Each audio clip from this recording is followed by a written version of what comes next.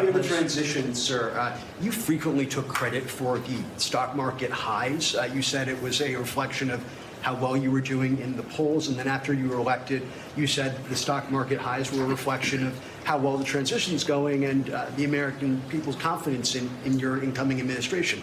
Now, the stock market's not doing so well, and you're saying that's the Biden stock market, yet you are the president. Can you explain that?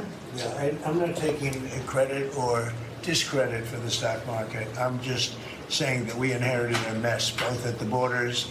You could look at every single one of the people here, and no matter who it is, they're doing better, and they are far superior to what took place for 4 years before us. When you look at prisoners being allowed to come into our country at will, just at will, people from mental institutions, gang members, drug dealers, when you look at that, what they've done to our country, and also having to do with finance, look at what happened with inflation. We had the worst inflation probably in the history of our country. They say 48 years, but I would say in the history of our country, it ate away at people.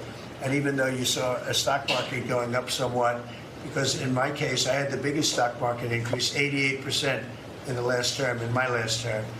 But I don't view the stock market as the end all. It's an indicator.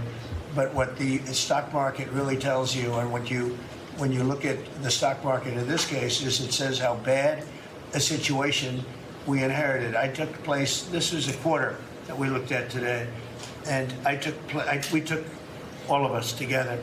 We came in on January 20th. So this is Biden, and you could even say the next quarter is sort of Biden, because it doesn't just happen on a daily or an hourly basis.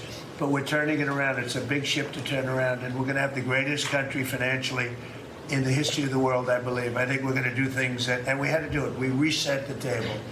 We were being ripped off by every single country, with just about without exception. I'd have to really think hard for who hasn't taken advantage. And I don't even blame those countries. I blame the person that was sitting right here where I am for allowing it to happen, where our country was ripped off on trade, hundreds of billions of dollars. And now we're doing better than we've done in a long time. You know, we were losing $4 to $5 to even $6 billion a day on trade with Biden. And now we have it down to a very manageable number, and the tariffs, for the most part, haven't even kicked in yet. So that's the way.